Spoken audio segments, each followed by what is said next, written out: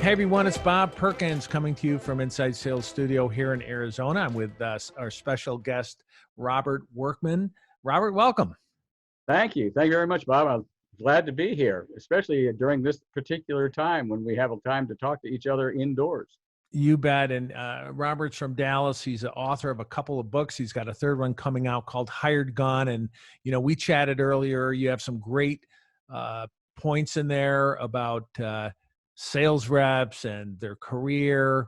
And just before we get started, though, we hope everybody's being safe. We know it's a really, really tough time with a pandemic. Sales is a little bit different now than it was a couple of months ago. We get it. And we just want to share a concern with all the viewers out there. That said, we think there'll be a little bit of a new normal when we exit the pandemic, where salespeople are going to be more important than ever. So Robert's going to talk a little bit today about that. I know you've written these books really for the salesperson, but we'll have some leaders watching this. So, Robert, what are some of your initial thoughts around being a sales rep today? We'll start with that. What I find interesting at this very moment, as a matter of fact, being a sales rep today, just as you mentioned, is a great time to be an inside sales rep. I was just talking with you about if I was in an outside sales rep position where it really was just the nature of the job, you had to meet people in person outside. I'd be having to get real creative right now to make contacts and keep things moving forward. But at least if I'm in an inside sales position, I'm already in the germane nature of that to be able to try to resume and maintain contacts if they're available. One of my best friends sells to law enforcement agencies online video training. And I was talking to him just the other day. Is this really great for you right now? Are you able to reach a lot of people, or is this terrible for you for some reason I don't know? He said, oh no, gosh, I did a demo online. This was Monday. I did a demo online last night, Sunday night, and ended at 11:30. Because these guys are readily available and they really need training and they can't go anywhere. All these training conferences are canceled now. So our online training is a big deal for them. And I'm just covered up. I'm having a record March. Well, research that we just saw indicates people are not leaving their home office and they're answering the phone at higher rates than ever before. So you're exactly right. Yeah, he said we just contacted each other by email and it was, well, I'm available. Oh, do you want to do this Monday? Well, I'm available now. Would you like to do it now? Sure, let's do it now. And he started doing an online demo at 10 o'clock Sunday night and I guess got the deal. But one of the things that I bring up right now is that, I think it was a couple months ago, I was reading an article and it said, it quoted Clearsight and CSO Insights as references that today, sales reps only spend 35% of their active engagement time, their business time selling. Mm-hmm. Only 35% of the time. And it's because they get so covered up with so much, forgive me managers, but so much management oversight and helicopter managing with reports and meetings and just things that distract the salesperson from being able to do what they believe ostensibly is their primary purpose, which is closing deals and bringing in revenue, that as a company grows, of course, there are growth pains and things you need to expand because of the growth of the number of people in the company. But gosh, when you go from a weekly sales meeting when a company starts to, okay, now we have our weekly sales meetings, but we also have a bi-weekly one-on-one meeting with a manager. And also now we're going to have ad hoc sales roundtable meetings to go around the table and count your accounts and your revenue and how much you're bringing in and what the probability percentage is and so forth.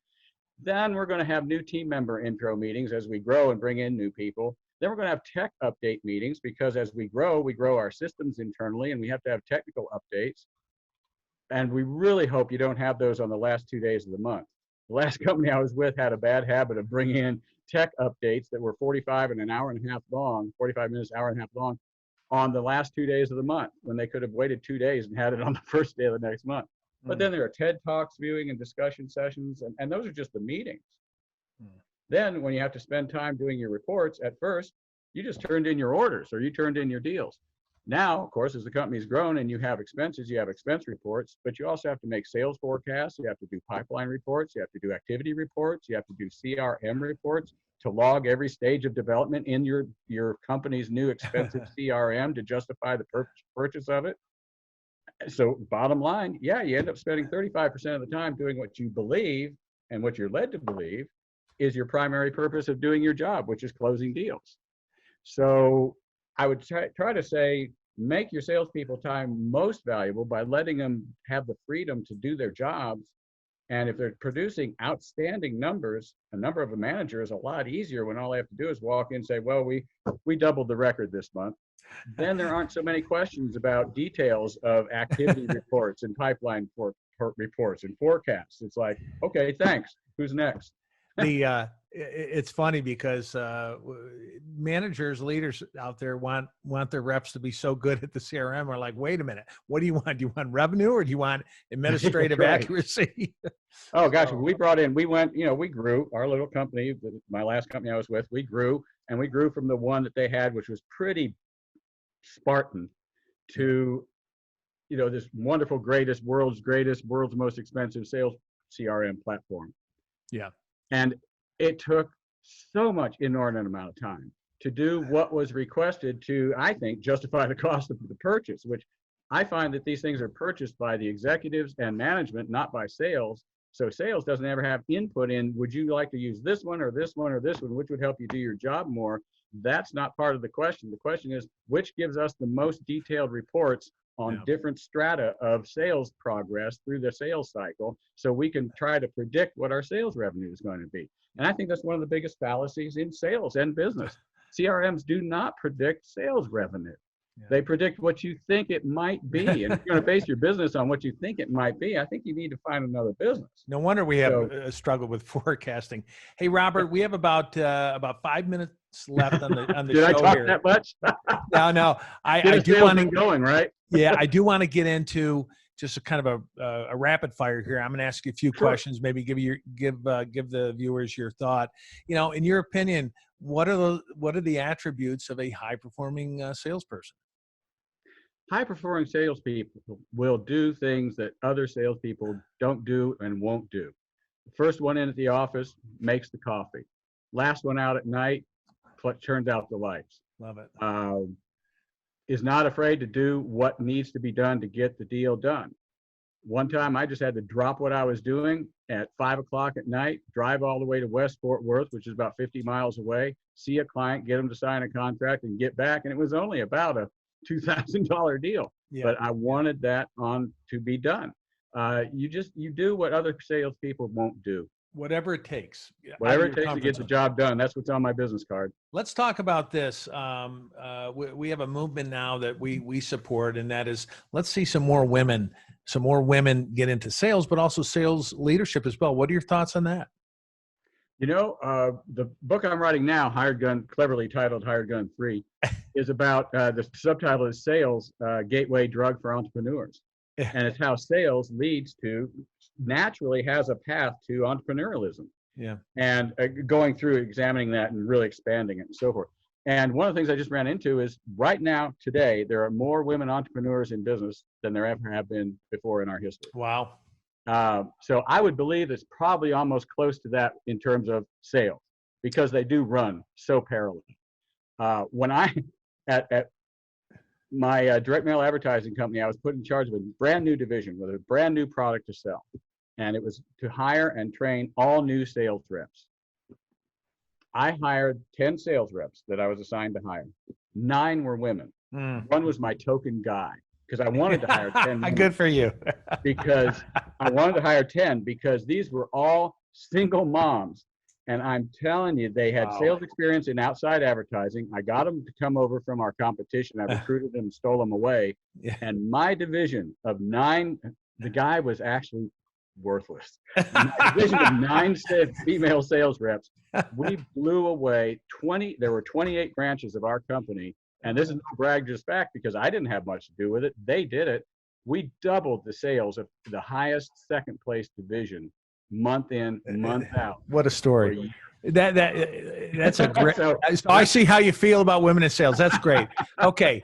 Final question here. If you're newer, let's say you're a recent college grad, let's say you've maybe done a job or two, but now you've gotten into sales, you're young, you're not as experienced. What advice can you give some of the reps out there that are quite early in their career to really get to the top? Number one, take satisfaction, and you've made the best move you'll ever make in your career. All right. Yeah. I can talk for half an hour on the fact and defend it with numbers and sources that sales is the best career return on investment you can make. Yeah. The return on investment in sales is much better than doctors, lawyers, dentists, architects. Yes. And I just, in my book, I go through it in infinite detail. Love it. But it's the best return on investment you can make. So you did the right thing, learn from the masters, and you'll become a master just like them. So find out the masters. They're available online. I'm going to put out a blog and name my magnificent 7 sales trainers of all time that I think a person would want to go to. But know that you did great. Now learn how to do it really well. Tell us a little bit about yourself as we close up here. What are you currently focused on? You know, a little bit about your company and how people can get in touch with you. Certainly, yeah. Our website is 2 domains. It's just hiredgun.us or hiredgun2.com. Okay. I started my career as a writer. I came out of college with 2 degrees, a bachelor's and master's in screenwriting. Wow. And I wrote pretty mediocre screenplays. I'll tell you, they were really pretty mediocre screenplays. Yeah. But I love to write. So my first job out of college was writing, and it was writing sales training materials for a brand new sales training company that was inspired by David Sandler and Sandler Training Institute. Yeah. So I learned sales by writing about it. And I got so fascinated with it in the writing process. I was given all the research. I didn't write anything creatively. I took the research and wrote it into these training manuals. Yeah. I went into the boss and I said, boss, this looks like kind of fun. Do you think I could give it a try? And he sat back in his chair and said, you, a writer, want to try sales? The next day, I had an office, a desk, a secretary, a phone, and I was on the phone selling. And it was amazing. Fun. And I got caught up in it. So now I've come full circle 40 years later. Yeah, yeah. I can write about my sales career and what I've learned to help other people. And I'm back to writing again. That's fantastic. That's really good. What an interesting story. Love your passion, enthusiasm, and some great tips for both leaders and sales reps out there. Robert, we'll appreciate you coming on the show today. Everyone, be safe out there, and yes, good selling. Definitely.